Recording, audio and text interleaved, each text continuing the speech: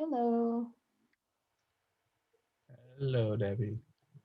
how are you? All right, how are you? Okay. Valerie, wanted to ask you, do you want to introduce Anna tonight?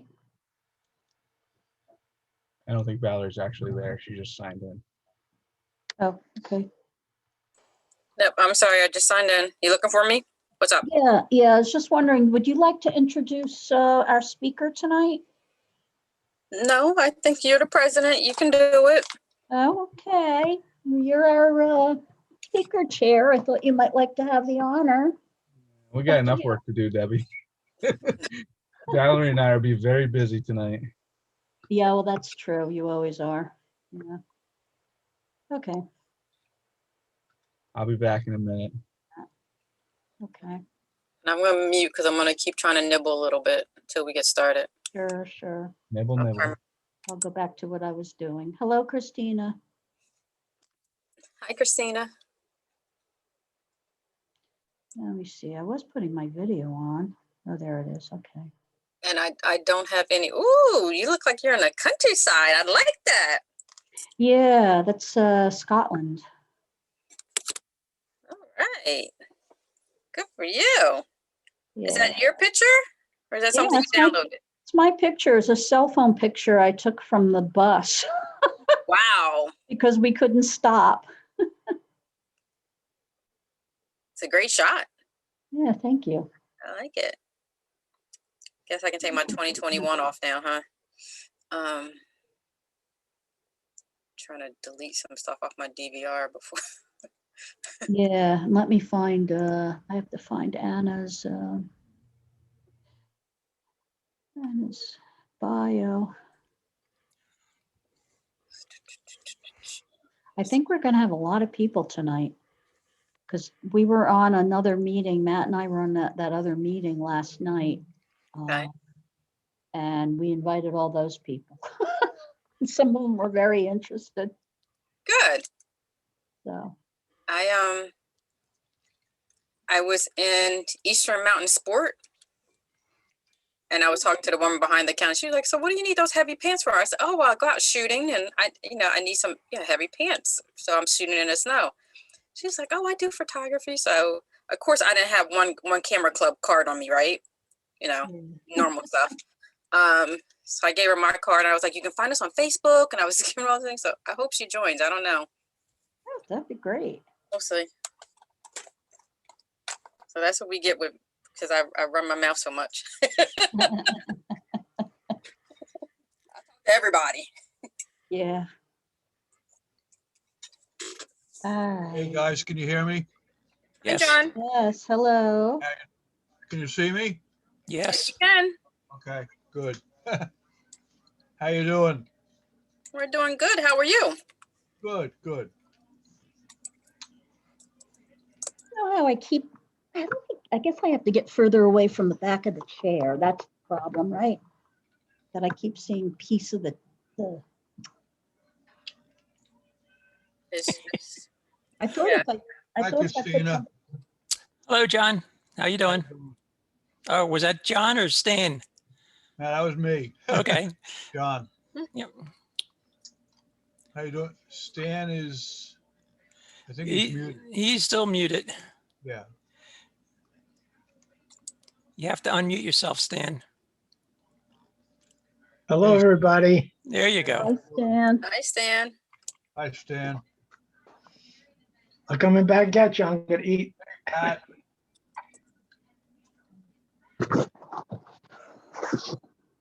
Trying to sneak some food in too, so I get it. I'm just checking email, make sure nobody emailed me to ask for last minute help. Yeah.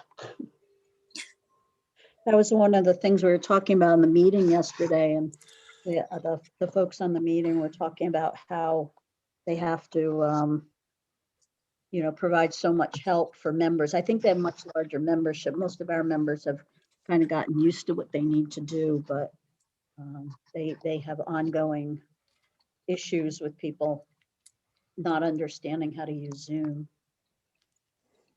Mhm. Hi, Tom. Hi there. Good evening. Good evening. How you doing, Tom? Hi, Good, Tom. How are you? Eva and Christina. Hello, Tom. How you doing? Doing well, thanks. How about you? Yeah, Eh, I'm doing well. So we're gonna get more snow tonight? 2 inches. So they claim. Yeah, Hey, Matt, I know you're eating, but if you can just listen. I'm thinking tonight we may have a lot of folks that we don't know, and rather than me trying to pick them out, maybe what we can do is unmute them and then just ask them if anybody would like to introduce themselves. And then leave it up to them whether or not they want to say hello or not. I'm hoping we have a lot of other people tonight. I know the speaker is actually inviting some people. Hey, Pat.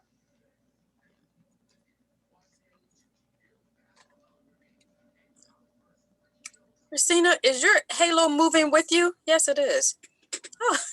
Oh, You didn't notice that before? Oh, that's great. no, I did not. I was probably trying to get somebody on, connected. You know, it's on Zoom. Anybody can do that. Somebody just told me they have like animal faces you can put on now. There's maybe 50 or 60 different things you could put on. there was something. Was made that it- what, yeah, Matt sent me something today of, I guess it was in the news today of somebody was in court and they put the cat face on and they couldn't figure out how to get it off. Yeah, I The saw judge that was real quick. trying to walk them through taking it off. It was hysterical.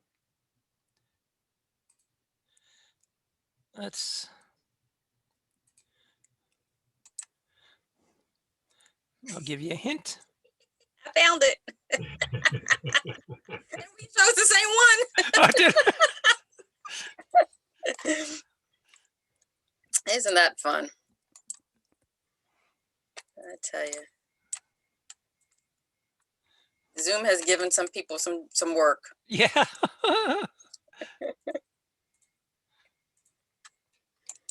Oh, this is- You're gonna keep it. That's cool.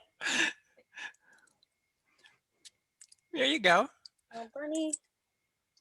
Are not club members, but we just have a few announcements, and actually some of these things will probably interest you as well. And let me just get into my right inbox. So I have the agenda. Oops. I did send out to members, you did get an agenda tonight, so you can take a look at it later. I don't know how to get rid of it. You did what? No, I'm sorry. Oh, that's okay. But I did send out an agenda for tonight and there are some links in there. So, even if you didn't look at it, you might want to take a look at it later. And just a few things, Matt, why don't we start with you and Glennie? All right, yeah, people have been uploading to Glennie for Glennie competition. You have a few more days to do it. It's, what is this, the 10th? So you got 6 more days to upload before we have to go ahead and decide which images we're going to send to the Glennie competition. So please upload if you're going to, whatever category. There's a bunch of different categories to pick from. And you have until February 16th, and then that's when we will turn around and decide which images we are going to send as a club to the Glennie competition. If you don't know how to upload, please contact me or Will or Debbie, anybody. They'll be able to help you upload onto our website. Also, make sure that there's no hand-to-man in any of your images. Hand-to-man will be automatic disqualification, so we will not even send those in. And again, you have until February 16th to upload. Okay, and that's, I had put on the 15th, but that's wrong. So that's Monday, this next Monday. So less than a week away. So please get your photos in.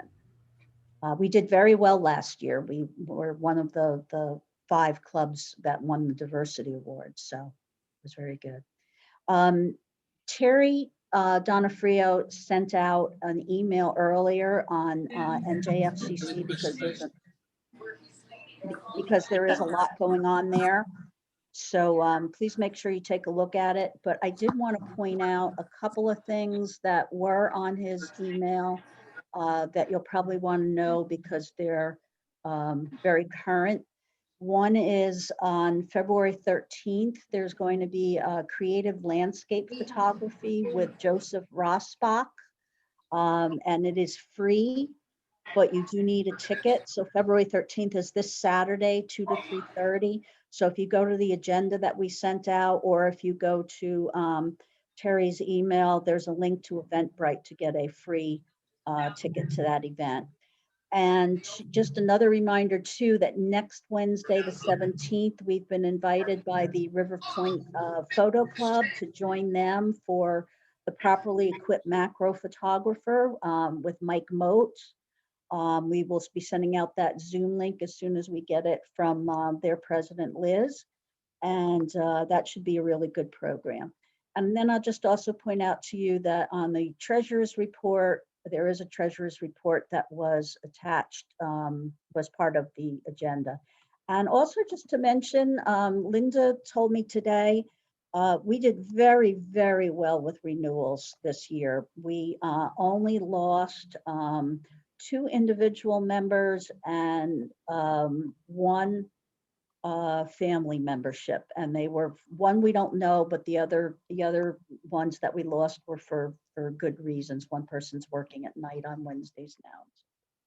So good news there. So we've retained our members, and we look forward to growing more in in the future. Okay, I am going to introduce Anna. Anna, you're there and ready. There's so many people on. I'm looking at so many screens right now. I just want to introduce While you do that, Anna. Debbie, I'm going to start turning people's screens off. Okay, thank you. And are we ready for me? In just a second, I want to tell everybody who you are, and then I don't have a lot of details about your background, Anna, so I'm sure we're going to learn a lot over the course of the evening about you and what you do. But I know that you are an artist. You're a unique artist in terms of what you've been doing with the frozen, I almost said frozen landscapes, with frozen still lifes, that you're up in the Boston area. And that we are just very, very fortunate to have you and very excited to hear your presentation. So I'll turn it over to you. Oh, thank you, Debbie. Hi, everybody. I'm so glad to be here as an artist. I am here to show you how I incorporate my camera with my ice work, and hopefully this will help you all think of things differently in your next meetings to come. We have a lot to show you. I can't wait. This is my brother Ramsey. He's going to be helping us with the technical aspect of our evening agenda. So I'd like to start us out by showing you a 5-minute video that we were lucky enough to complete before our lives all changed. It will give you an idea of what I do, and then I think that will be a great segue to introduce to you to my ice world after this video. I hope you enjoy it. Matt, just let me know if I do anything wrong here.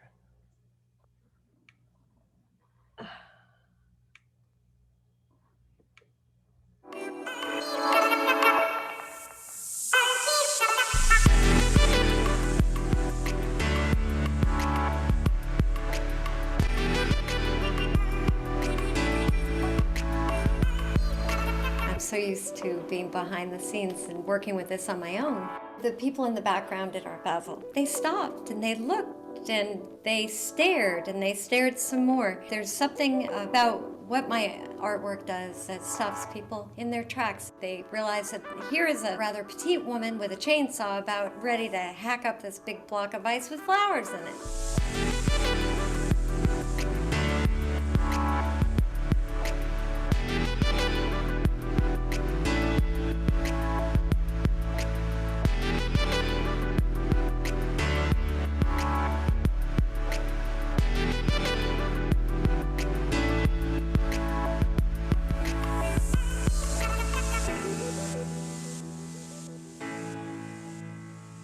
I've been trained painting, drawing. I've been color obsessed since I was a kid. I've been entertaining using ice as a medium for 15, 20 years anyway. It hasn't been until the last 5 years that I've been able to focus on it. I grow most of my flowers from seed. I submerge them in water, and then it continues to grow in the water as it freezes. And that gives us an environment that the human eye doesn't normally see. After I've created a lens, and then somehow that lens magnifies what we don't as humans see with the naked eye. And the oxygen's coming out of the plant, and then that's what creates fireworks. So I really never know what I'm gonna get. And I lift that bucket, and sometimes I scream, and other times I scream louder. It just keeps me coming back.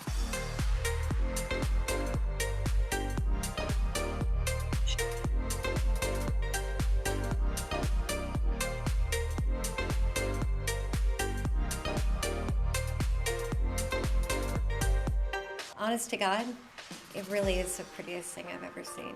Ice makes things brighter, provides entertainment. It shows an interaction that we don't see as humans. We stop time. We maintain an image in time that we'll never get again. It is one of the most beautiful processes I've ever witnessed.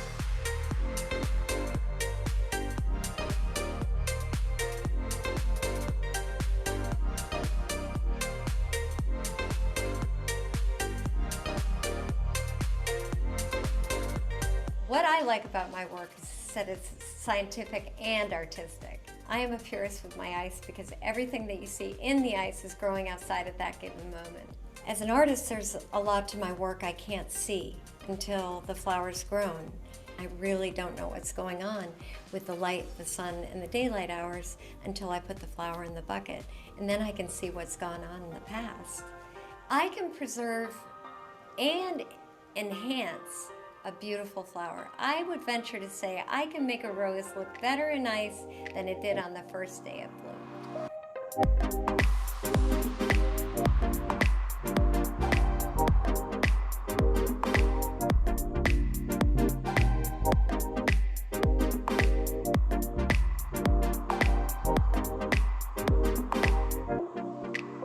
One of the most wonderful things about being an ice artist is that I can actually make people stop and look and see something beautiful for a second. If I can make that stop for a second, I've done my job.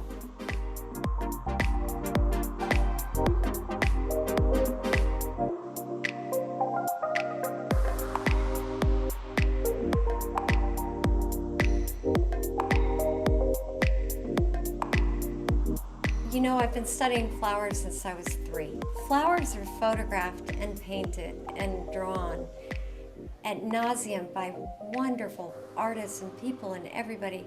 But there's something with my process that just highlights it a little bit more, that shows us what we can't see, that shows us what's going on underground, and what shows what the sun has been doing and the rain has been doing. And that's what makes my product stand out more than others. I like to capture life because it's so fleeting.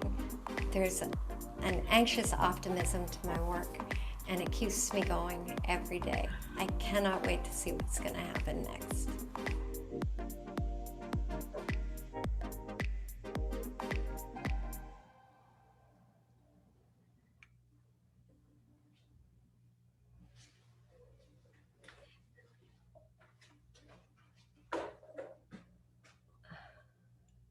I think you should be on. I think. We You're hear on. you. I hear you. You're back. Oh, okay. I've got to. I'm sure that that perhaps could have brought up more questions than answers. So I've been doing my ice work for the last 7-8 years, and my background is in textiles and tabletop design, and I spent 10 years painting architectural glass blocks. I did, front side, back sides, thousands of them. It was very heavy, very laborious, and I could never get anything inside in the middle. So living in New England and being outside as much as I do, the puddles cracking, the bird baths that have been filled and frozen, they caught my attention, and I started freezing an acorn, and then it just went to slinkies and all sorts of things until I could actually develop my process to a dependable point. I have several images here I'm excited to share with you today. Many of them I chose because they're my favorites, and I hope they make you happy to look at. Ramsey, if you can get me started on the slideshow, I'll just click through them side by side. My work is extremely cyclical. It's 365 days a year with my editing, and I grow everything, and the ice is very timely, and my camera is funny because I'm an artist, and my end result is an image, but there's so much that leads up to that and follows it. My camera is really a tool in my process. What I have up here at the moment is a phlox image. I have enhanced it with some cold water fabric dye, and I was really happy with the ice result. We have some fireworks up in the upper right, and it's just, I think, a beautiful image. I'm going to take you on to the next one, this is one of my favorite flowers. It ends up being about 8 feet tall. It's Boltonia, and it's a it's like a snowstorm in the summer. You can see many, daisy-like flowers in this image. And you can, if you look closely, I'm sure you've already noticed the oxygen bubbles fixed and adhered to my pretty Boltonia flowers. I still got nothing. So, and for any of you, I highly recommend. Video. So I'm going to move on to the next one, which is simply an ice cake. This is my primary and most favorite form that I build from. It's simply a 5-gallon bucket, from Home Depot, and it weighs a lot. It's about 42.5 pounds, and any one of my builds can take anywhere from 2 days to 2 weeks to build, and much of that is dependent upon what I refer to as pours, which is simply adhering additional water to my bucket while I am building it. So this is crabapple and some seed pods, and it actually turned out to be a successful ice sculpture. I skipped one here. This was a recent 5-gallon bucket. I had some Lisianthus on the lower corner and mimosa on the top. I study everything closely, and I refer to my ices as studies because I always learn something from it. For instance, this mimosa is a very Dr. Seuss-like flower when it's open. It's got many, many yellow tentacles all around it. But the second it's kind of mean, but the second I stick it in the slush, it just curls right up and turns into these little tissue paper-like balls. Temperature and timing in my submersion is critical. It's amazing what a difference between a few temperatures can make, and that will can determine my end result. But I know none of the results, obviously, before or after what I end up getting. It's really timing. I like my eye symmetry because I can have all over patterns or directional patterns. This one would be, very suitable for a tray. And this is a pineapple I bought at Target, and I grew it as a plant, and it started to smell very much like pineapple, and I wanted to see what it would do in ice. And as you can see, the stalk of the pineapple is highly exaggerated by oxygen, and in order to highlight the pineapple, you'll see some blue tones and lavender tones, and that is my, physical, putting the dye in the water. And then the beauty of the cracks in the ice on your lower left or right, just, I can't do that. And that's what I think, I love that part of my ice work. Peonies, another issue with my work is, as I've repeated myself, it's a cyclical process. And as many of you may or may not know, peony are extremely sensitive flowers, and their life is so short, and it can be wiped out in a day of rain. And so every year I do have an anxiousness and a sense of urgency with my flowers blooming, and especially my peony, because they're so short-lived. And the result, as you can see, is rather spectacular and somewhat unreal.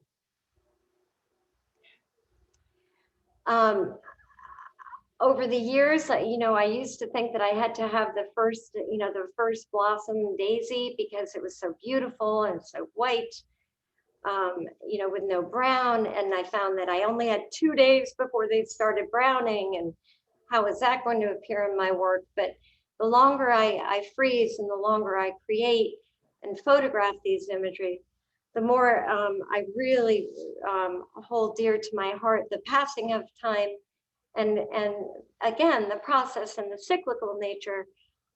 For instance, this is an bee balm, I believe, on the right, and this is an upcoming, brand new Tithonia. It's got that lovely juxtaposition between, the past and the present. Zinnias are my favorite. They're very commonly grown in New England. They come in a wide variety of colors and shapes, and they can have multiple leaves or petals, or as you can see on this, the little yellow dancers in the center.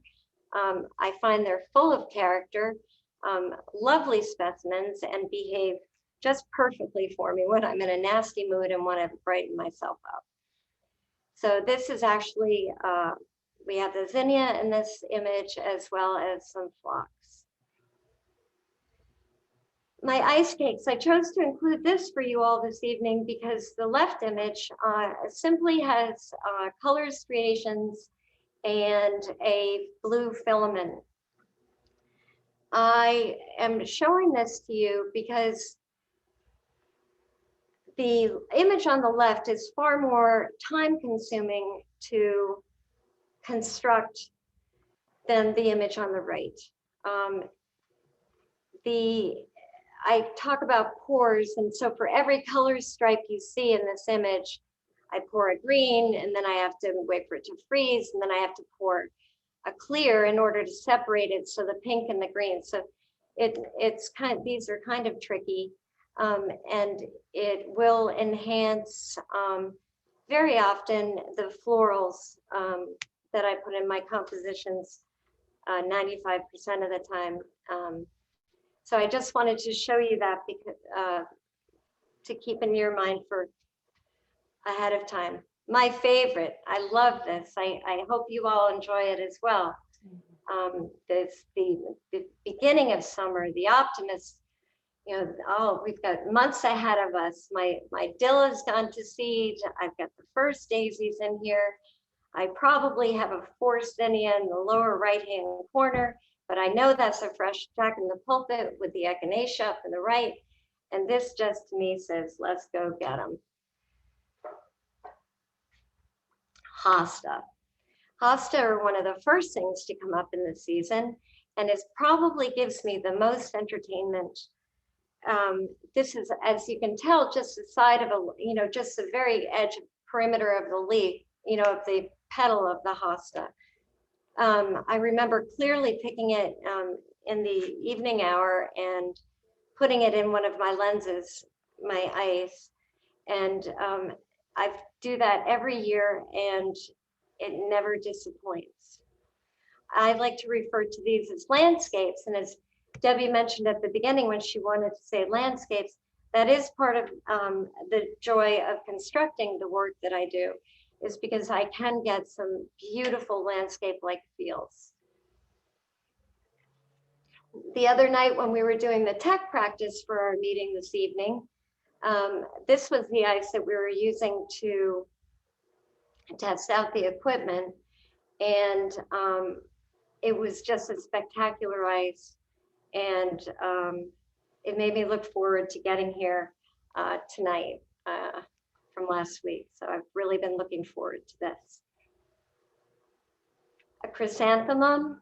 Why I chose to show you this is if you look in the, if you focus on the left-hand side, you'll notice that there's purple in where the oxygen shoots are. And that is a technique I look forward to, and I'm always happy when I obtain it. And I can do that through a series of tool applications and lights. In general, I do shoot in the dark and just have 2 lights. Daylight shoots are much different, and they do highlight my compositions in a very, very different way. This sort of, the evening shoots somewhat, the evening shoots focus on the specimen at hand. And that is, for myself as an artist, really what I'm just really trying to learn about everybody and what they do, so I can put them together in a different way and create something beautiful for you all to see. This was amazing. As you heard me say in the bucket, when I lift the bucket, I scream, and then sometimes I scream louder, I scream louder. The sunflowers are such a present for all of us. There's so many variations, and this just simply reminded me of a donut, and I was probably hungry.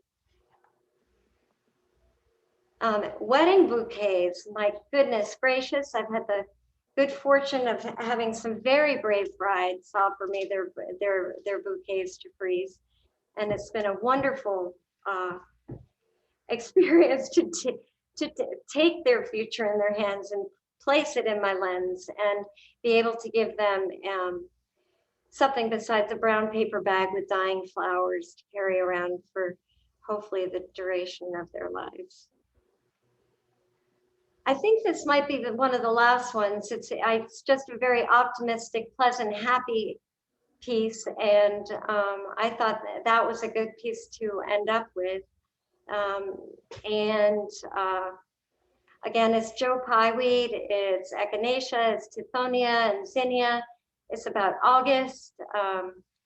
And I think it shows what August means to us on the finest days. So I think with that, we move on to our next Actually, Valerie and Matt, I think we were gonna do some Q&A here.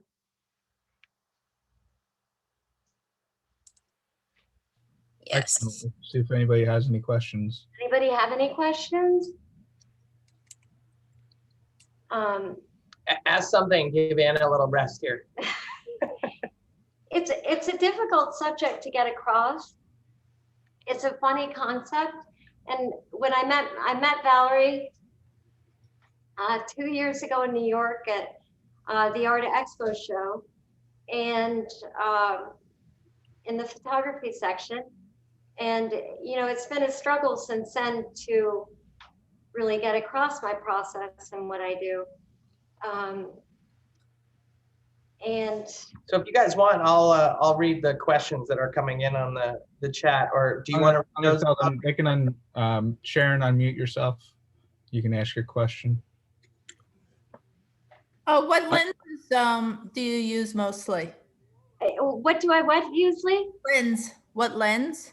Do you use a macro lens? I do use a macro lens, and I am so nervous right now, it escapes me. Let's go on to another one. I have a question. It's like, I have a question. yes, Have you thought about putting insects in there like bees? well, they come in. I mean, I don't intentionally bring them in very often, although I will let you know that I picked them up around the house. They float, which is tough. But when they do naturally come in, sometimes they're there. And to be honest with you, I'm a little excited about it because we've got the whole scene going on. You know, we've got what the sun did and the pollination, and stuff. But Yeah, I've never really had a successful, because of the point of focus. Finally. Right. Martin, Just had a go ahead. thought. Yeah. Martin, go ahead and unmute yourself. I'll show you guys. This is the does this work? That's the camera lens, if that means anything. Leica? Zeiss. Mm-hmm. That's the worst part because, so the photography is at the end, and one of Ramsey's friends, a very talented friend, set me up with my system, and I was so scared to take on the photography aspect in the realm that all of you do, because I have such, great respect for photography and the art, that there was no way possibly that I could incorporate, because I have always been an active artist, working artist. To incorporate the camera was a really scary thing. But I have a beautiful, I've got a Sony AR7 II, and I learned to use it, and I tried specifically kind of not to read about the specifics, because that would have intimidated my growth and my development, because I couldn't be a photographer. Martin, go ahead and ask your question. Yeah, a very nice presentation so far. I have a simple question in regard to the water you are using, because you get those effects of bubbles in there, which you pointed out. They show a certain stream, which looks like a snowfall or something. Yeah. So my question goes a little bit into chemistry now. So did you try any other solvent than water? For example, if you use another one, which instantly came to my mind is like, for example, ethylene glycol. So you would see a totally different solubility of the gases in there, giving you likely very different kind of traces. And depending on how you freeze it, the melting point is also a little bit lower than zero, than when water freezes, but it's in about the same range. So my question is, would you think about this if you didn't try it yet? Absolutely. Are you kidding? It was like you were singing poetry to me. The idea of options is really what drives me. And there, that's a great suggestion. And I'm certain my brother's just written that down for me. Thank you so much. I've tried other things. Nothing, not ethylene glycol, but I've tried some. I remember at the very beginning, I tried oil and water, and obviously we know what happens there. My early tries were rather embarrassing. I think I even would freeze things in glass.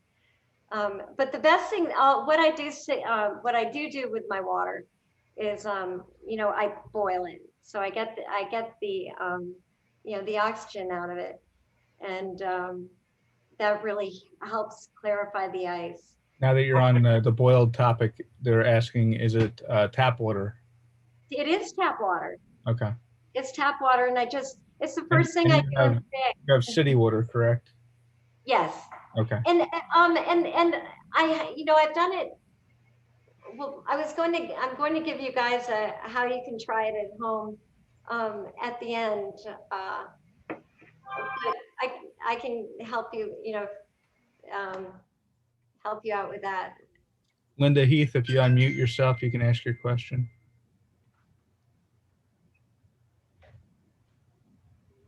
Okay, can you hear me? Yes. Hi. Yeah. I was wondering if you ever work with acrylics, like. Did I just like take a tube of paint and squirt it in there? Yes. Not as much as I'd like to. I have to, really early on, I spray painted it and then watched that come off, but I wasn't working from the inside. My brother and I did ketchup and mustard. Oh. That was nasty, but it did remain the shape, and it did. Another thing that personally from working in my studio and working with my ice and get rid of my ice. Like at the beginning, I'd start, perhaps I'd put glass in it or Christmas balls, but that was very, as it melted, it became dangerous and sharp. What else? I've put some really, What about if you use like the clear plastic that you can melt and then it doesn't fall on you? Well, I did. That's a very good thought. I've made buckets out of like I would put, because a big problem if you all try it at home are they float, and so I made lots of water bags, plastic bags with flowers in it, and froze it. But then I didn't have enough density around it to keep it, in a solid mass. So it fell apart quicker than usual. Margaret, you can unmute yourself and ask your question. All right. Okay. Wait, you can answer before. Okay, can you hear me? I can. We can hear you. Okay, can you see me? I can't see you. Yeah, that's weird. Something? It's saying, oh no, it's your video's off, but that's okay. You just answered. oh, okay. All right. Well, I do have a question. Okay, so as a beginner, if I wanted to start out, is it cool to start with say a glass, like something that could go in the freezer, like something small, like a cup that won't break? A yogurt cup and you're good.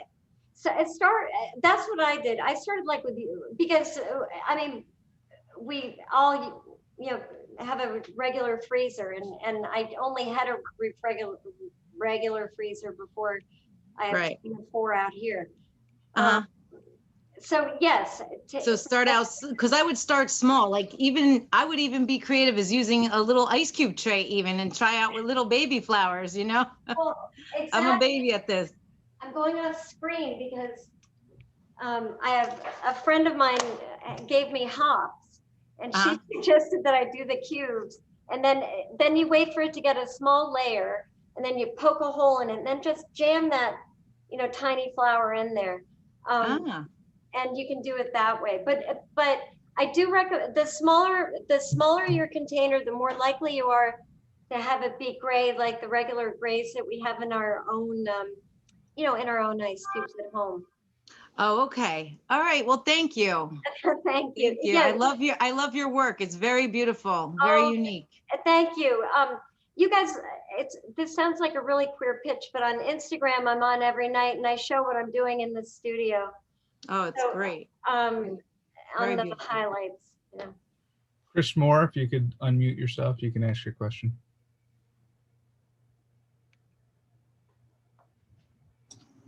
All right, there we go. Yeah, actually, I have a couple of questions. The first one was, I was kind of impressed when you pulled out that chainsaw in the beginning. And I'm just wondering if you have a knowledge of the anatomy, the botany, so you know where to hit the ice block with that chainsaw. That's what so now that I've obtained the predict, now that I know how to make big cubes, The following study really is making the slabs and doing the cross sections. I have done it quite a bit, and specifically for that reason, it's fascinating. And I do have control in my builds. They look sort of haphazard, but I do know how to place things in and when to place them in at this point. So that takes a totally different build for my brain to do. Peonies would be tough to chainsaw because there's such a solid mass that if I chainsawed it, then unfortunately there's not enough water around to hold it totally together unless I keep a back slab. But then you can study the cross sections as long as I keep the piece pulled together. But they're really interesting and very fun. Sure. And the other question I had, I have a commercial background. Aside from galleries and exhibits and so forth, have you found like a commercial market for these things? Well, to be honest with you, I've got the type of makeup that I really want to have it depend. It's easy to make an ice cube, but I really wanted to make an ice cube, and it takes a long time for me to believe myself. So now that I've done that, we've got something that we're going to introduce to you in a little bit that will answer your question further. My sort of instinct is it's going to be a very nice, applicable process in the future for trays, tablewares, tabletops, linens, etc. But that I'm still a ways away because I have such an inventory that I'm trying to learn to present properly. Okay. Linda, if you want to unmute yourself. It's actually Greg's question. He wants to know if the buckets survive multiple uses or if you have to if you can reuse them. I reuse them and reuse them, and then when they get weak, I can double line them and get more uses out of them. I just wondered because I've seen a lot of these buckets like sit outside in the winter and they end up cracked. Well, they do. They become compromised. You're absolutely correct, and the plastic does, after a certain amount of time, become compromised and crack. And it's kind of weird because I do all my ice in a controlled environment, so I'm always comfortable. But when I work outside, I think the plastic takes, and I do a lot outside with my work, the plastic seems to take more of a beating. And the amount of mass that I put in the buckets. Arthur, you can ask your question. Unmute yourself.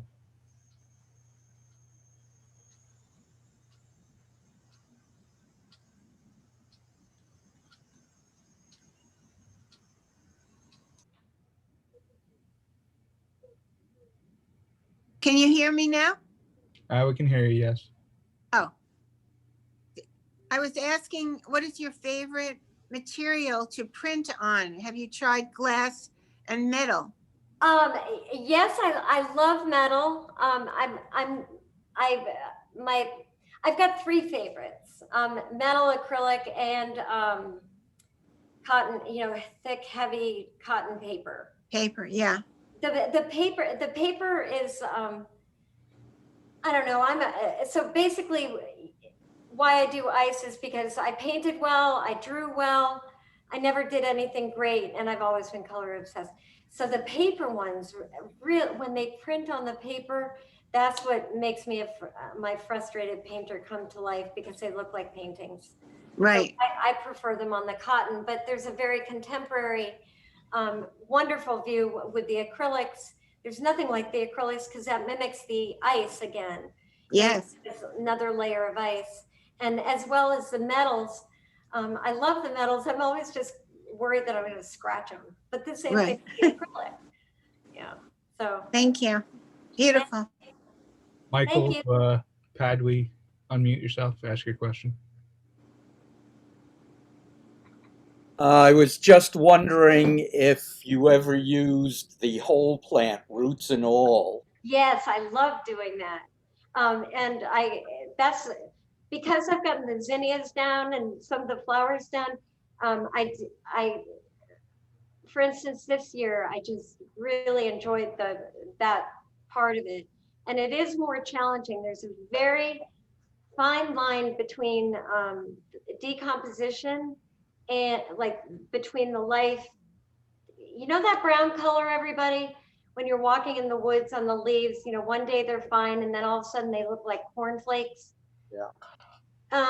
So that there is a time, and if you get it in the cornflake area, that brown, that natural brown just always leaches, and then it predominates the water, and then it loses, so you lose the roots and everything that I personally was hoping to obtain.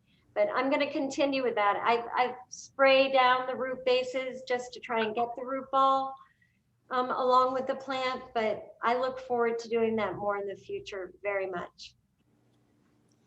Matt and Valerie, do we want to do a couple more questions before? Yeah, we only have a couple more questions. Harvey, unmute yourself real quick. I'm unmuted. Okay. I was wondering, where do you get your flowers in the winter? You know, it took me years, but I finally go into the New England flower market. So the wholesale flower market. And I put that up on Instagram too, because it's pretty, it's such a wonderful thing to be able to do. You know, during COVID, I haven't been doing it so much this year, but last week I went in for all of you. And how far is the market from here? Well, actually, I don't know where you are. Oh, I'm in Boston, Massachusetts. Oh, okay. Never mind. So the flower market for me takes anywhere from a half an hour to 50 minutes to get into, okay, depending upon traffic. All right, that'll be a couple hours for me. Yeah, it would be, but yeah, the flower markets are great, especially now. Okay, thanks. One last question for right now from Jennifer. She was asking, do you focus stack since you're shooting with a macro lens? What was the question? Come again, Matt? Are you focus stacking your images? Can you tell us what focus stacking is? You're shooting multiple images at a different focus and then stacking all the images together. No. So it's just one image. I believe you said you were shooting at like f8, correct? Before, when we talked a couple days ago. The other day when we could see the screen. Yeah. Okay. All right. That's all the questions for right. I think my screen will be on. We're going to switch. Be over there soon. Okay. We're gonna unveil some ice cakes, right? Right now. I've got the best ice cake for you guys. All right, Matt. So I'm gonna share the camera here, if I can remember how to do this. And then we're gonna do the split screen with her camera, which she's gonna go turn on right now, and then the workspace camera, if we can make that happen. Oh, we have to switch the battery. We have to switch the battery. That's the ATA workspace parentheses torch. Yep. And then we get to input.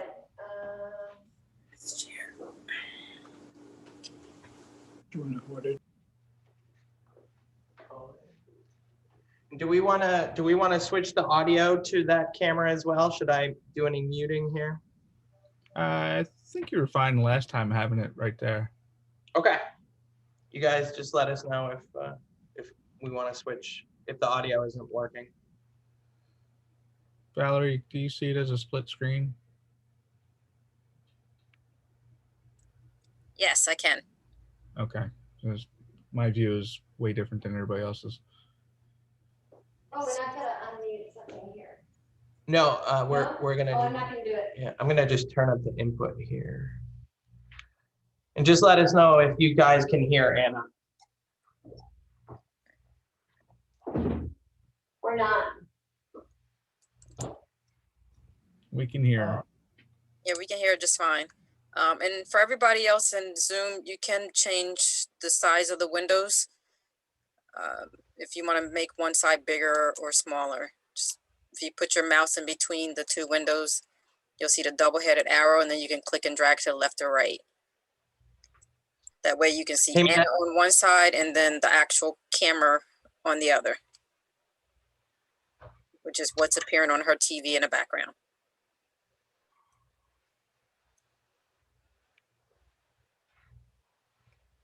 But send me a chat if you have any problems with it. Okay, Anna, Ramsey, it's all yours.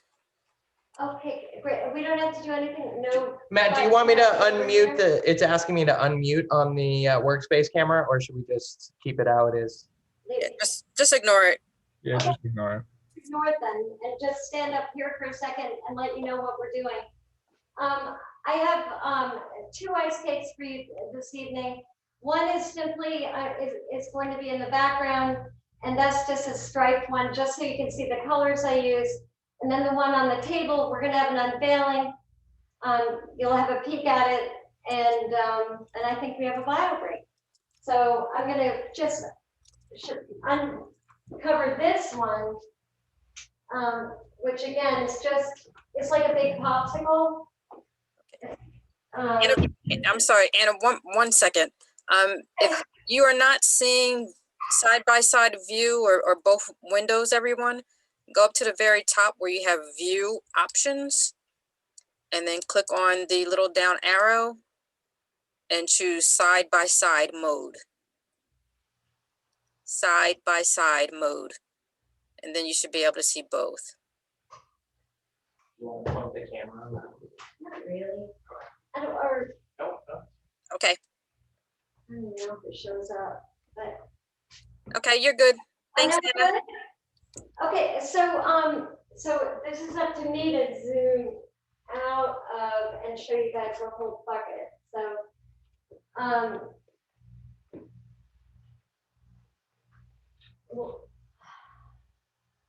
okay, so this is where I usually shoot.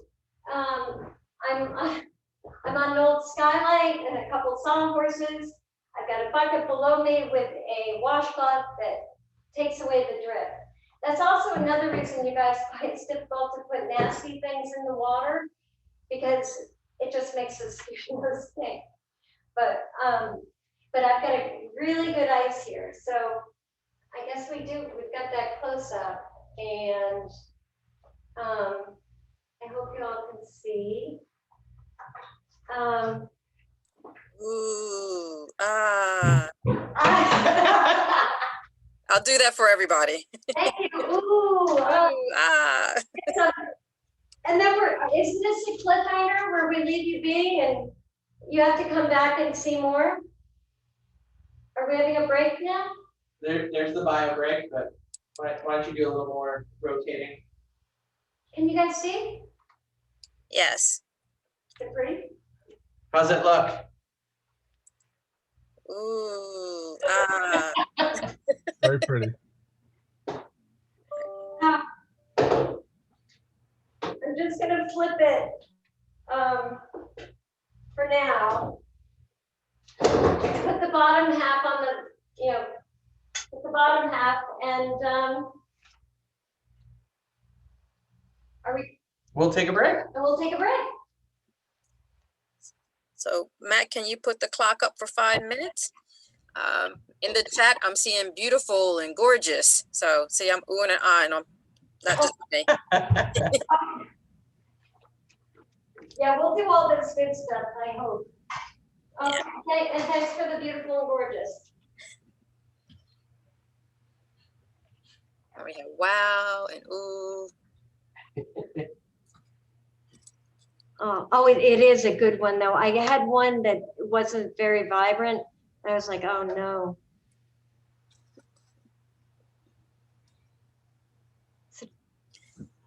Yeah, so we're in 5 minutes. Oh, we're in 5 minutes now? Yep, we're gonna start 5 minutes now. Cool.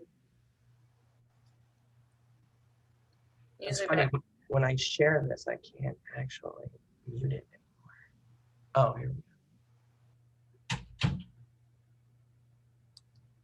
I have a 5-minute timer on, but I can't show it because if I do that, I'm gonna Take away theirs. take away their sharing. So we'll hear it go off in 5 minutes.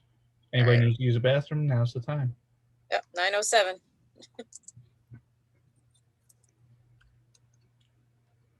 If anybody wants to talk amongst themselves, they can unmute themselves, but we will be remuting you after.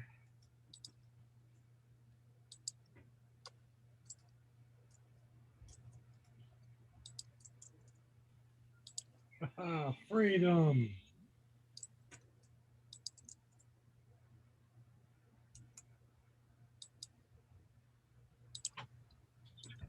Yeah, definitely cool stuff. Mm-hmm. I have a question. If Who's that? if you pre-boil the water, is that how you get rid of air bubbles? Good question. Yeah. I want to say yes. I want to say it'll freeze it quicker. She's saying it takes out all the oxygen when you boil it. That's what I'm wondering. Yeah. Yeah. And that'll take out the bubbles. I really like that. It's like when you put like a glass in a freezer, you put a hot glass in and it freezes up quicker. You know, it's probably the same situation. Does anyone else see the flashing hand? Yes, I see it. It's waving to us. Okay. They look like morning. No. They look like Lily of the Valley in there, right? A little bit. Yeah, a little bit. Yeah. They're very cool. It's definitely neat. Mm-hmm. Oh, the video stopped. Okay. I guess you can hear us, right? I don't know. Were No? you guys just talking to Hannah? No, we're trying to talk to you right now. Can you hear me? We were bio breaking.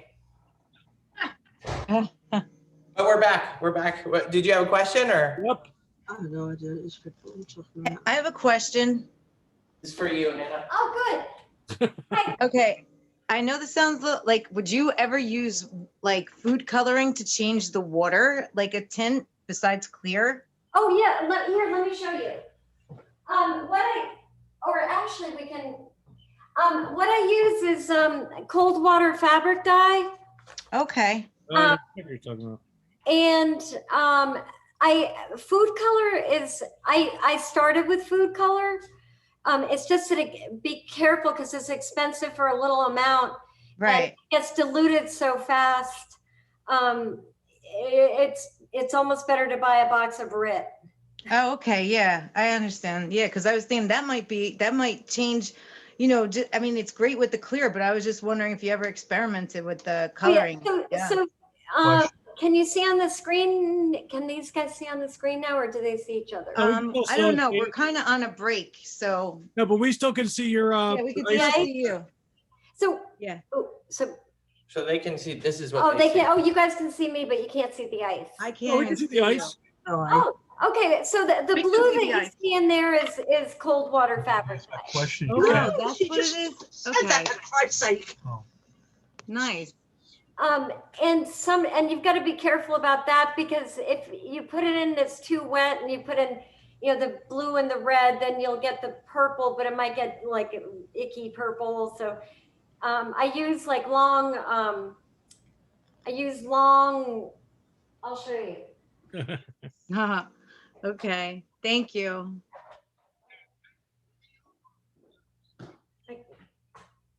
All these tools. This helps me get ink down at the very depth of it all. And then, so then I could put blue down here and I could put red up here, and the two may never meet. Wow. Which is optimal.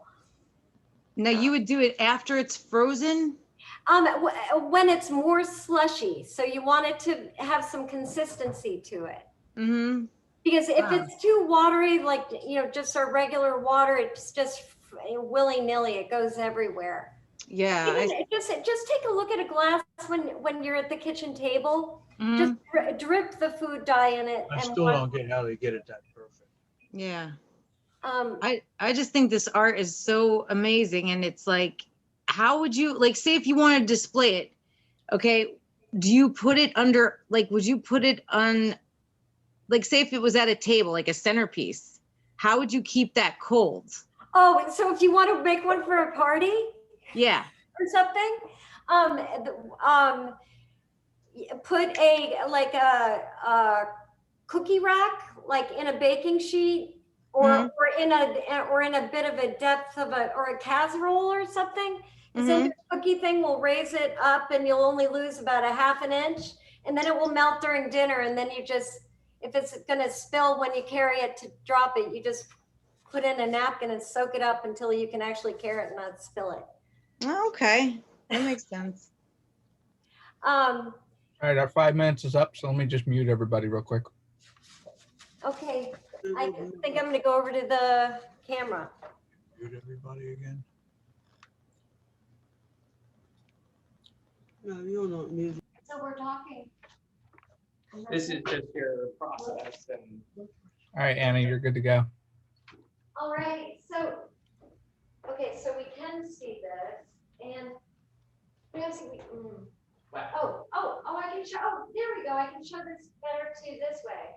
At least this is all cold water fabric dye. This is just a cold water fabric dye ice, just to show you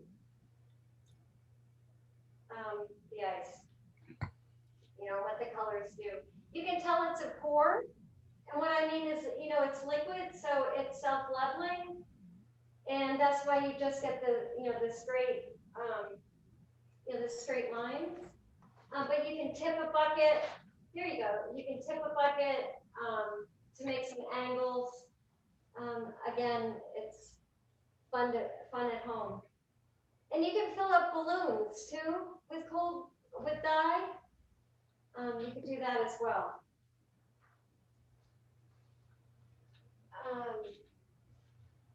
So I unveil the bucket,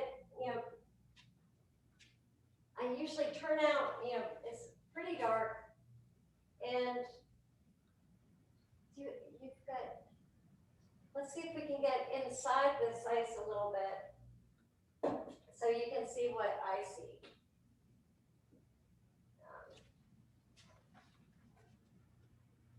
So this is your process when you're sort of shooting the final image. This is when I hang up with you guys this evening. I'll be working and flipping with this, and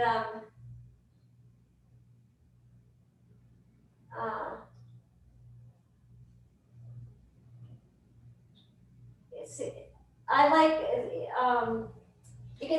I like the ice. This stuff. I think that really enhances a shot. So this is what Anna is doing right now. She's sort of rotating the ice, playing with the light, playing with the camera, and this is sort of how she gets to her final images. Where, I usually just use this light, and as you guys know probably better than I, the light can totally change. I mean, right here we've got the green because the green is going through my upper lens in the ice. But if we move it down here, we've got a more predominant blue. So by how I build again the ice, if I had some pink here, the light will transfer the color as such. Like the image I showed you where the fireworks were purple. Was just because of the way the light traveled through the ice itself. Let's maybe snap some more. Oh yeah, I want to show you guys the snaps because they're better. It stops it for you all too. So that's her taking a photo when it just sort of freezes and like you that. can see the yellow. So I'm going to take one now, and you can probably see where the yellow dye seeped through, and by the blue. What I have in here, I have delphinium stock and like a Queen Anne's lace type flour. This wouldn't be a great ice to chainsaw because there's not enough density in it. But if I have too much density in a block, it becomes muddled and flat, and my light venues are restricted.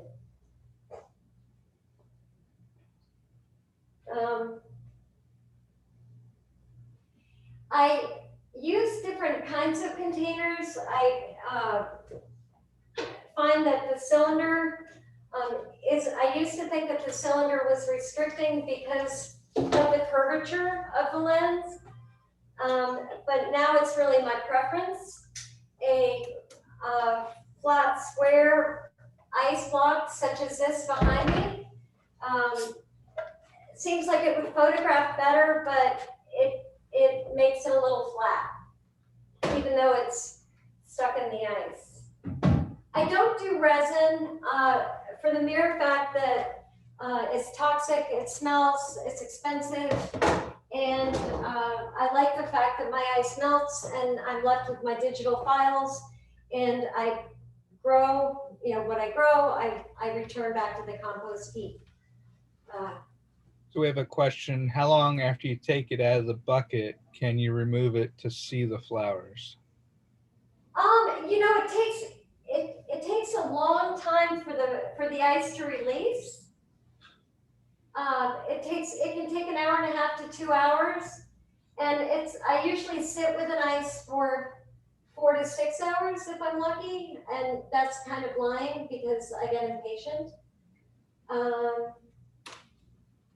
But the warmer it gets, the better it shows. So I took this out today knowing darn well I take them out too late generally, but it's still doing all right. If you're using this ice, can you put it back in the bucket and put it back in the freezer, or will that change the way that it looks? It does change. I've got freezers full of ice, and they're actually designated to go to different locations for winter outdoor exhibits. I do have somebody that will be taking them and incorporating them in snow sculptures, which will be nice for the community that he's doing that for, in the dead of winter. So that's really nice.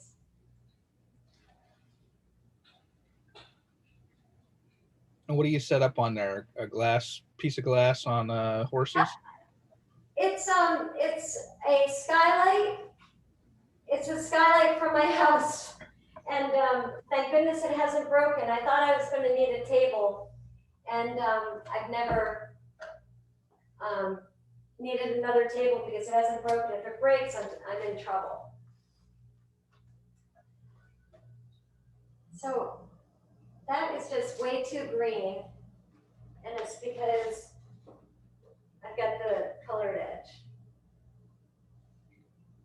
Any other questions coming up there at all, Matt? None at the moment. Okay.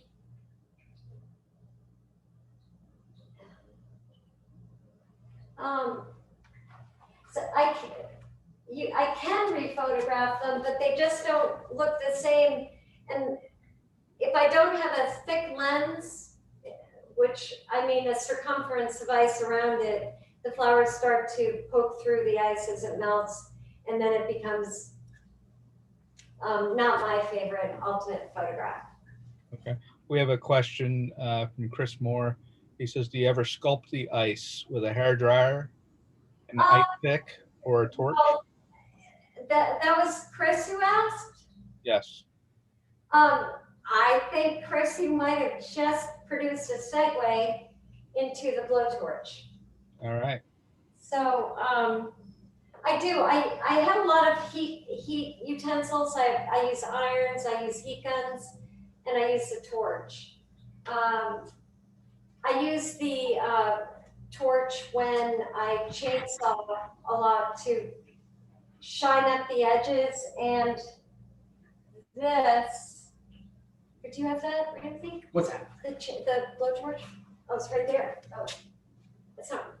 So let me focus on a good spot, and I'll show you what happens, how I can make it clearer.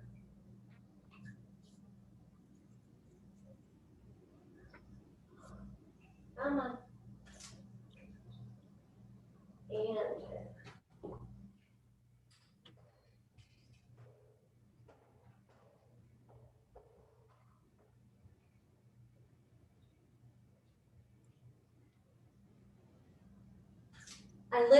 I live with a drip in my environment. It's just constantly drips in here. They are really fun to photograph as they melt, and they do produce a different look all of their own. So I think what you want to do is look into the shot I have with the camera, and you can just watch the water melt and how it clarifies.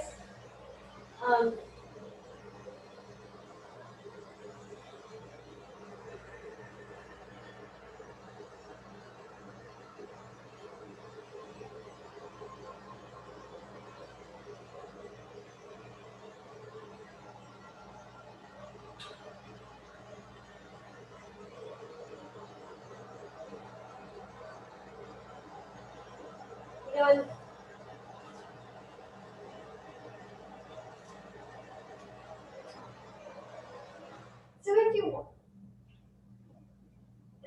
this is really a tool for clarity.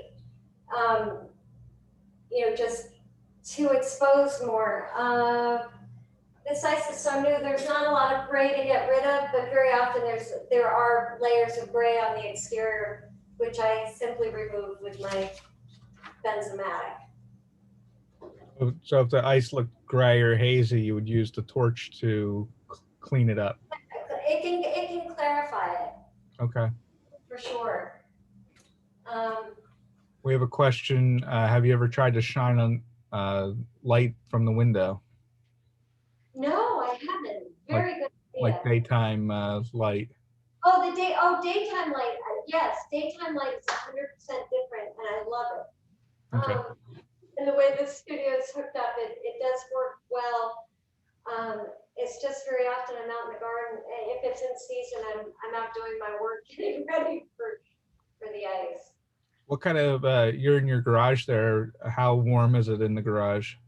It's room temperature. It's like house temperature, basically.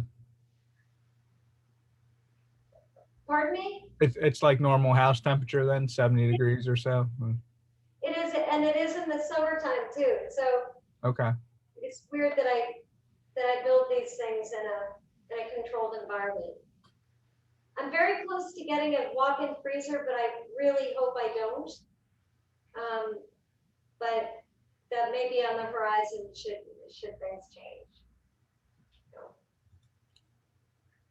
Linda, unmute yourself and you can ask your question how you mean it. I meant, have you ever shined the light up through your skylight from like underneath it? Oh, down here, yeah, I'll show you.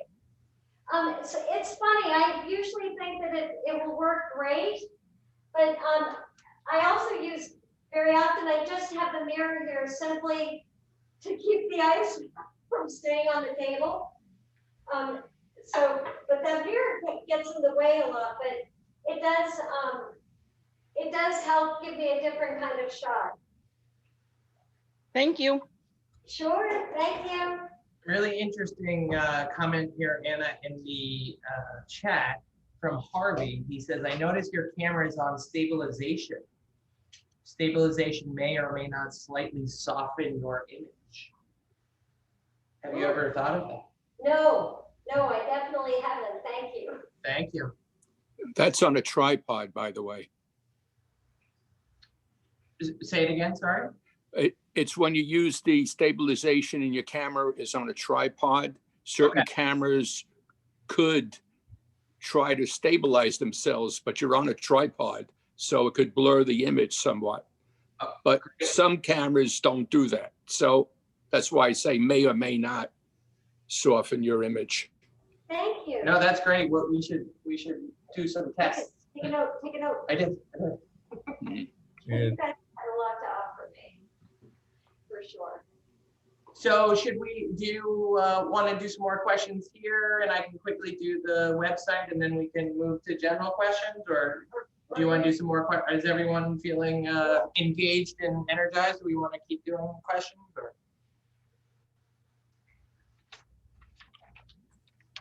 Do you have any pieces that are sliced up?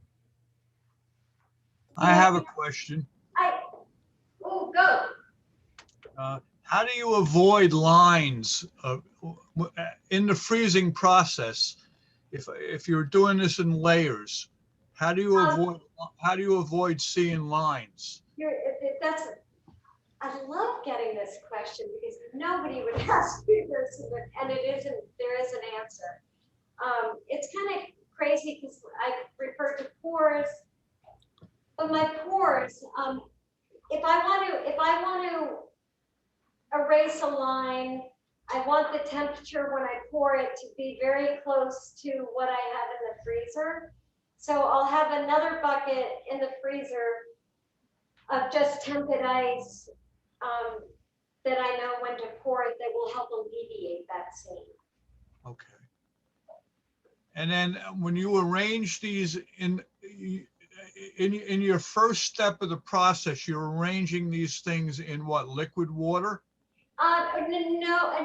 No, it's more slush based. I actually so I got my 5-gallon bucket in my lift up freezer, and it freezes from the outside in, and so I actually turn the bucket throughout I'm in my freezers a lot, but I turn the bucket as it's freezing, and that creates a lens on the diameter. All right, so then it's a rather detailed process to get the pose you want in the freeze mode that you want, right? I want to have at least an inch around here. So then I take a mallet and a chisel and I slam it open. And then I'll check and see. And sometimes I'll add warm water. Sometimes I'll add even colder water to get it into the right consistencies. And certain mass floats better than others. But I do want a thick lens here, around here, and that's what I refer to as a lens, because that helps solidify everything in my composition. Okay. Thank you. Thanks. When you're using your bucket, do you ever put a top on it, or how do you? If I put a top on it, it will freeze too slowly. But sometimes I like a really slowish freeze because sometimes that adds clarity. So when you're moving it around, you're not really tipping it too much then, because it's open.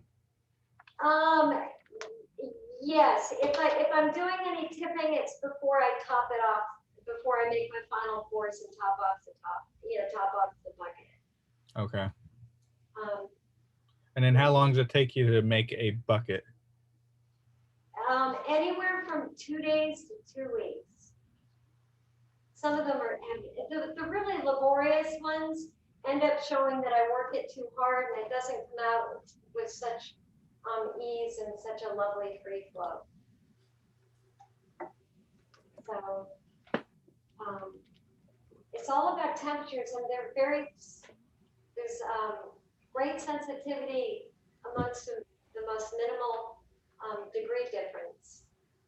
Far too much knowledge based on that, but it does make a difference. This one. I have a question. Shoot. Have you ever thought it might be easier and faster if you just freeze your camera? Only kidding, only kidding. I know, it's kind of funny because it takes a long time for me to get one of the cubes, and really that's why I was honored that you guys invited me for the camera aspect of it, because I mean it's clearly the most important aspect of what I do, but you know, it's not the whole thing. Okay. Thank you.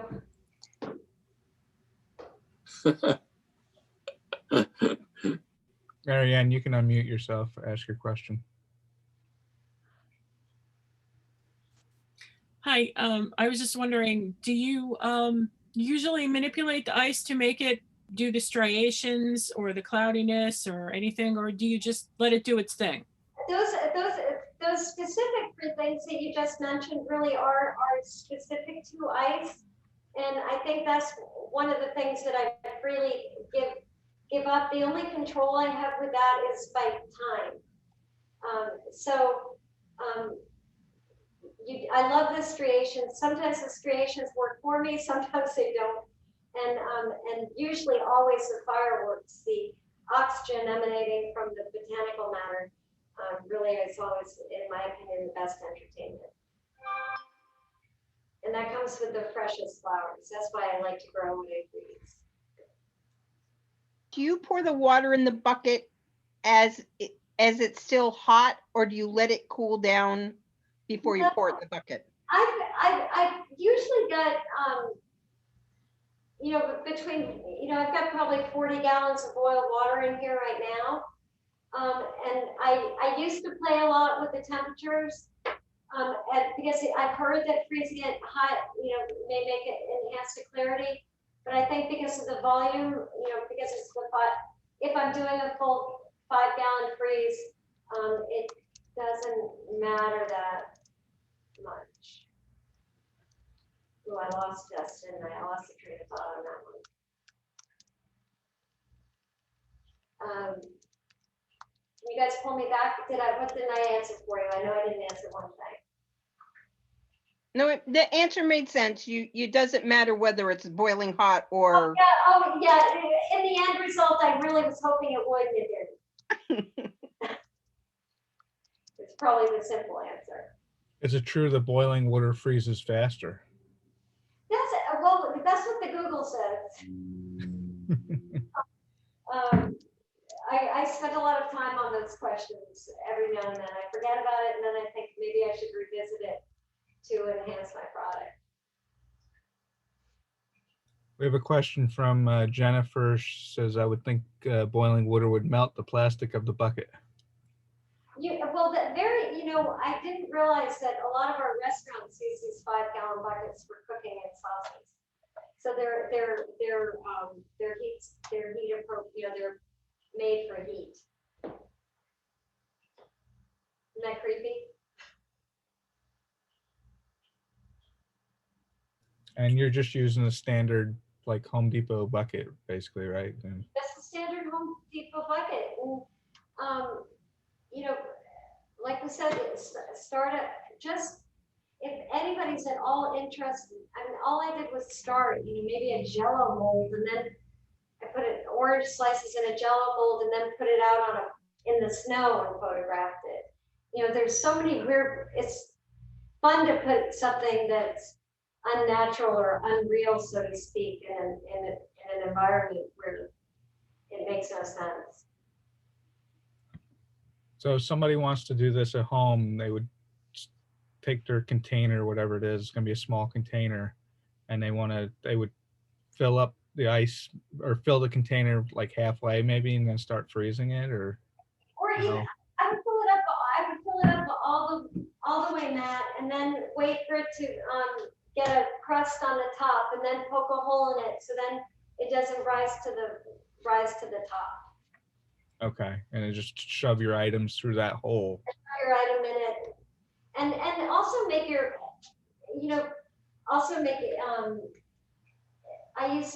make your item pretty. Take off a dead leaf. Or keep the dead leaf. I mean, I love dead leaves, but if you're just going for that first thing, you might, get more sight by being picky, or not. Matt, should I show you guys quickly the website, and then we can sort of finish up with however people want? Yeah, definitely. All right, I'm gonna stop this share. And then I'm going to share. So we just wanted to show you Anna's new website.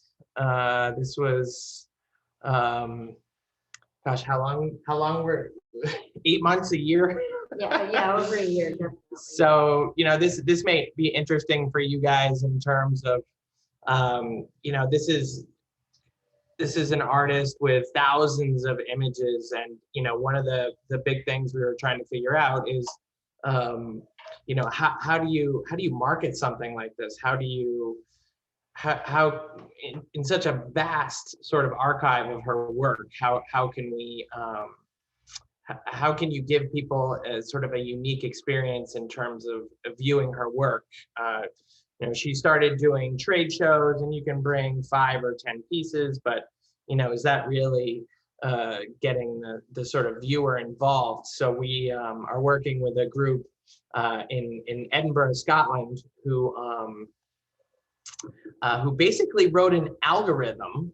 And this is annathurber.com, and it's a great site. We just launched it last week, so it's a little buggy, but we will continue to debug it. And if you wanna view it, it's best on Chrome. But we just really wanted to show you guys the search part, which is pretty interesting. So if you see my screen here, and then we'll go to this find artwork. So there's three categories, 3 sections to choosing your work. So in this first one, you choose your color that you like.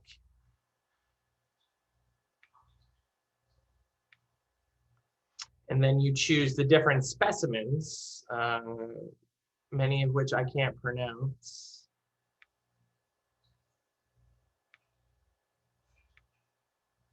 And then you choose your atmosphere.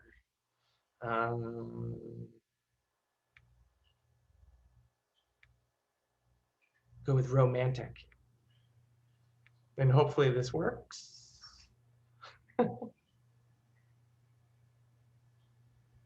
It didn't work.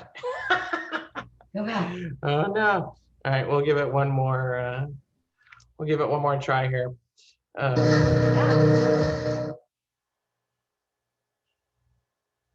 So we'll try this one more time. So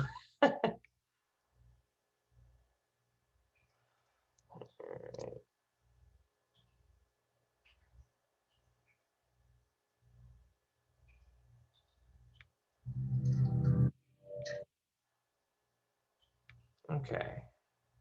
So colors. I promise you this is really cool, even if it doesn't work. So I encourage you to come back and try it.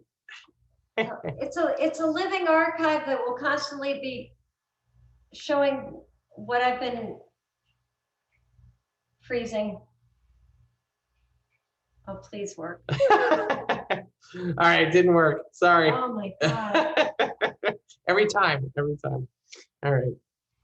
So anyway, so we're gonna have Anna go back to her workspace, and Matt and Valerie, I think we sort of touched on. You guys tell us how the audience is doing, but if you want to try this at home was sort of the next section. But we sort of did that. I we think. sort of did that, so we could do more of that or Q&A, whatever you guys think. John Aniano has some questions. To go back. Oh. John, do you want to take yourself off mute? Yeah, I just asked whether or not, well, how do you keep track of so many images if you've got that many things stored? Or is this in a database now because of the new website, or how did you do it before? How did I do it before? Well, let's say I've been doing it for 7 years. Let's say it took me 3 years to just get the confidence down, and then I started real understanding the seasons. So now I can cross-reference and have a handle on it basically by seasons, and the pre-season, mid-season, after season. It's a lot of work. It's going to keep me busy for a very long time.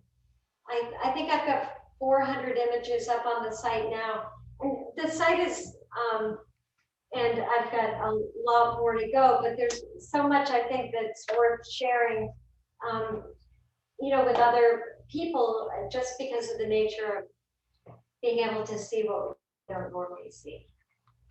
Okay, thanks. Yeah. It's hard. Fries my brain a little bit. But that is one, I mean, it is in a database, and we're sort of continually trying to figure out ways to sort it by date, by creation, by color, by Season. by season, by flower. Flower favorites. Yeah, so. And mood. They even have moods. But again, you know, if you want to see more, or just even scrolling through my Instagram, sort of gives you a better idea of what actually happens, because you see all those squares and the colors and the reactions. Anna, I tried out your website the other day and it worked for me. Oh, Debbie, I'm glad I hope you enjoyed it. Oh, it was fun.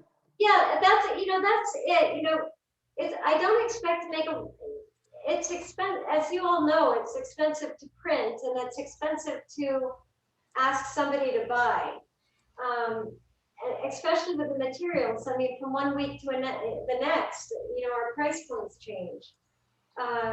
So I just really I'm very happy that my website can get out an interactive experience and can educate a little bit, you know, without the necessity of having but that's a really expensive print. You know, it hasn't been about that.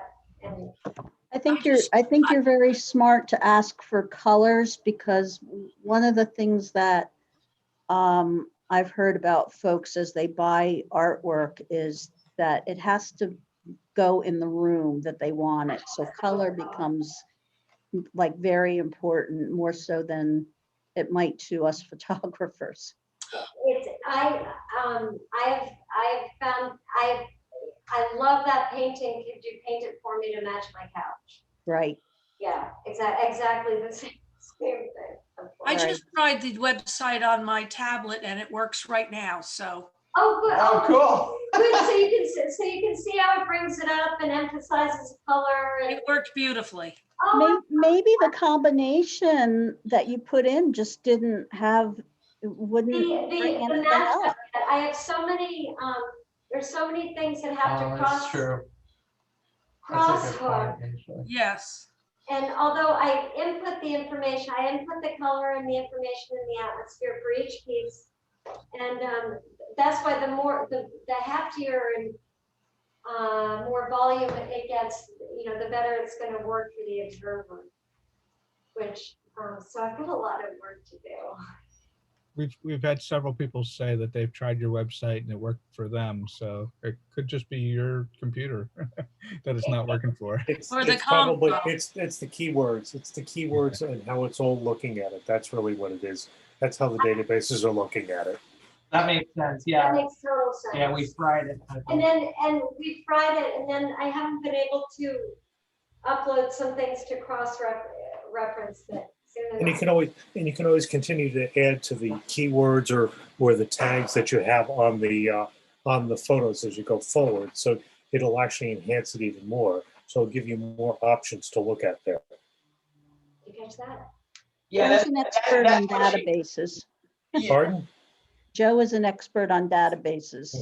She actually, what we didn't show you is there's a whole back-end app where she uploads and is able to add all those things. Yeah, yeah.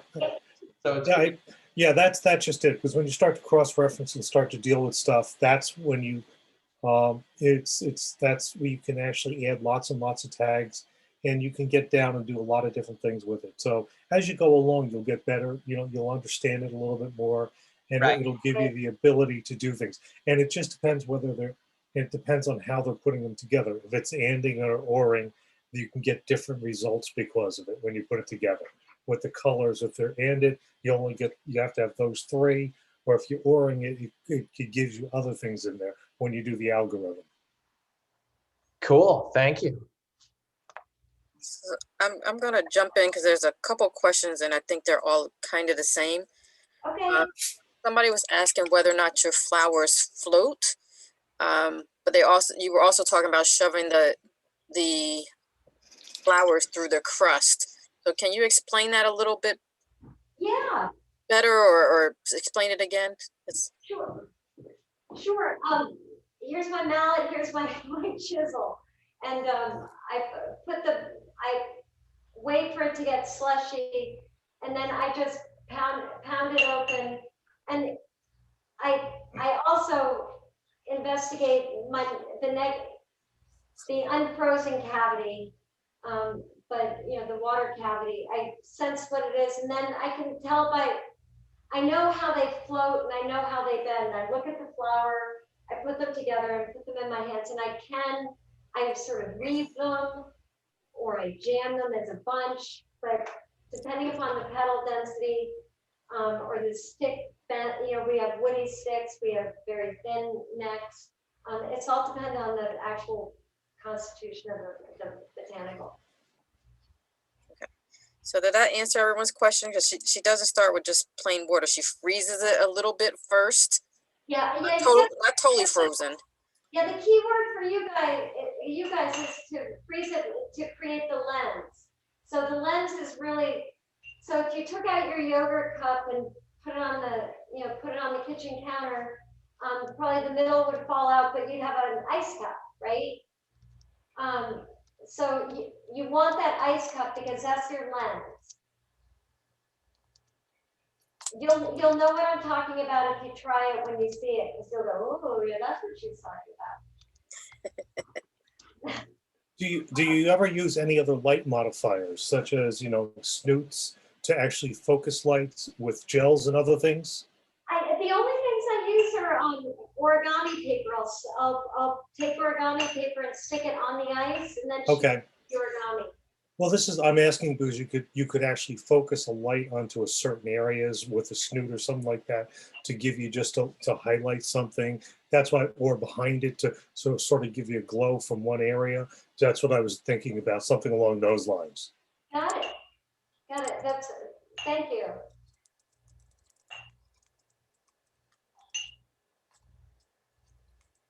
And the gels would be, if you had something where you have colors, you can actually use gels from either side and might be able to do something with the, like get the colors in the ice from gels from the lights too. That's something else, yeah. That's it. There's nothing better than playing with color.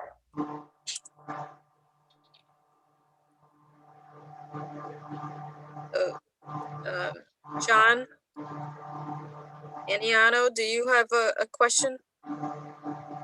Yes, I was wondering, do you ever convert things to black and white, or everything is color? Oh, no, it is color, and one of you. No, I don't as much, but I wish I could because I think it would translate really well, and that's where I don't have the skills to be able to do that yet, because they do look good, but I know if somebody really knew what they were doing, they could do it better.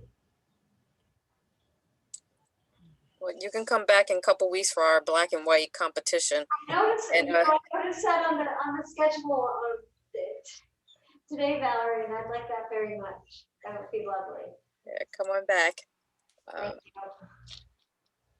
And always feel free to reach out to anyone in the club, including myself. There's some people who are definitely a lot more versed and skilled than me, but they can always tell you how to convert something to black and white. Use film. Use film. Smart man. I treat it with a 4x5, Time to flood the house. You got make sure your sump pump's working. We're on the ground floor. Thank God. I told Pat if I did this, I'd make a bloody mess.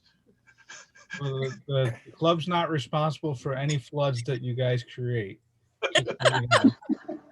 Anna, could you tell folks about what you do with these when you're done, what you were telling us last week? With the printing? With the flowers and the ice that's left over. Oh, how I put them in my compost heap? No, before No, that. outside for people to look at. Oh, that too. I bring them down to the end of the I bring them down to the end of the driveway and leave them to melt. And you know, I forgot this winter, I think just because of the nature of the year, but actually how beautiful they look outside, and they look beautiful outside in their real environment. And actually Ramsey and I are going to be doing a chainsaw live demonstration soon outdoors somewhere. So I'm happy about that. And that the blowtorch will work well because I'll chainsaw can blowtorch. I wanted to chainsaw for you guys, but I just don't do it inside. You know, I live in a house that was built in 1872. Yeah. I would kill for that freezer you have. Oh, why? Because could never get that in my house. I never. Oh, because it's too wide. Even there's a small one, but that might even be, that's the narrowest of my 4 freezers. Yeah. I know the whole, I mean, actually there's no way I'd be able to do this unless I had this environment. And when I created this environment, I was certain how I was going to use it. And I'm so thankful every day because it is an awkward, you know, there's awkwardness involved with it. Transport, weight, wet. With the freezers, I used to work at a pharmaceutical company. We had a walk-in freezer for our samples, and this would have been just, I mean, it would have been perfect for doing this type of thing. Well, I hope that I really love it down the road. I'd love to get some. I want one because I want to save them because they are useful for other things. And again, I think it's. Yeah, it was in the summer, you know, you have to work in there. You've got your winter jacket on, working, trying to pull all the samples out with gloves on it. It's, you know, it's like, keeping it very cold. So that's just it, so. Chris Moore, unmute yourself and ask your questions.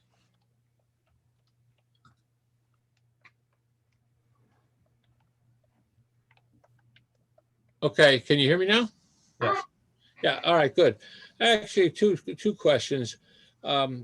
Years ago, I used to photograph a lot of weddings, and often at the reception, there would be ice sculptures. So I was just curious, have you ever like sculpted around the flowers that you embed in the ice? I haven't. Well, I'm sorry? I haven't done that. I think my skill set is still with some pretty basic you know, just a basic chainsaw. So I don't have a whole lot of room for delicacy in my carving yet. Okay. The other question I had is, have you ever prepared the flowers before you put them in the water to be frozen by freezing them in liquid nitrogen? I haven't. And no, I haven't. I haven't done that yet. That's something that the closest thing that I have done is just freezing the flowers, and I'm chicken to submerge them in the ice because, which is silly because I'm not chicken to do anything because I think they're going to crack when I put them in. I just don't know how the delicacy of the petal and the denseness of the slush. I just am convinced they're going to fall apart. It seemed like a good experiment. It does. Oh, it seems like an excellent experiment. How do you keep your flowers from turning black? Because I worked for a florist before, and they've had their freezers freeze several times where they had to throw all the flowers out because as soon as they start freezing, they turn black instantly. So they're garbage. Oh, that's not good. Yeah, not at all. I wonder when you're sticking it in the water, I would think that they would turn black or brittle when you're freezing them. It's kind of creepy because there's inner temp on I think that there's inner temp in the stem and in the head that sort of protects itself and that lets it hang in there while it sets up, and then it doesn't know what happened to it, and it kind of envelops. Have you done different experiments with different freezing temperatures? not just, I mean, ultimately it's 32 degrees, but you know, if the environment that they're in when they're being frozen is 20, for example, or, you know. You know, I wish I plan on doing this forever because I really am interested in those subtleties. And I'm looking forward to when I do have a walk-in freezer, perhaps to have more accuracy, because these open freezers in a you know, in a warm room, I just don't feel like I have the scientific accuracy to really have that control against that small. Okay. You guys have given me the best ideas tonight. Thank you. Question. It's always good when you rehear them because you know that it's something to give it a try. Go ahead, ask it. I have a question. Dude? I have a lot of dried flowers. Can I do the same thing? You can, you can, are you talking about the traditional dried flowers? Would you like to give me an example of a specific type and I can tell you how I think it would do? I have sunflowers, zinnias. Oh, yeah. I love it when they do that. I think you could. I would experiment in a yogurt cup or the other container too, you guys, is a quart milk container. It gives you a little more space to hold it. So I would take your least favorite dry flowers and give it a shot. Very good. Thank you. Sure. We have a question from Jennifer. She says that she's tried this a few times and she really likes the fireworks. What did you say created them? Timing and freshness. So give it a try. You know, from your garden. Really, the way I do it is, I've got my lens ready. I go out and cut. I let it get comfortable in the environment, and then I jam it in there. And usually because the freshness, because it does still sort of grow, it's got the oxygen and it's got that, you know, that sunshine push, and that's what creates those fireworks.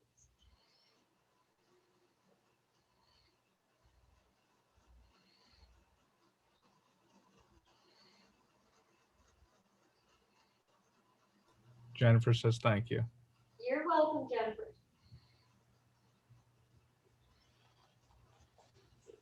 Does anybody else have any other questions, or